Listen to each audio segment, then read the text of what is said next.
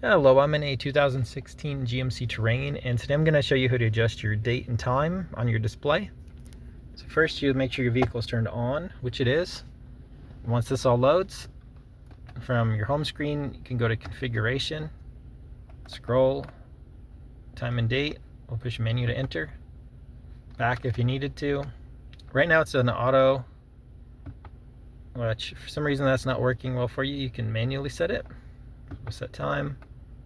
Here, up or down, and this just goes between all of them. That's it for that. We'll go back. Your date, same process, up or down, back. And then if you like military time better, you can do that. You can see it in real time change up here. And I'll put it back to auto. But otherwise, I hope this was helpful. I hope you have a wonderful day.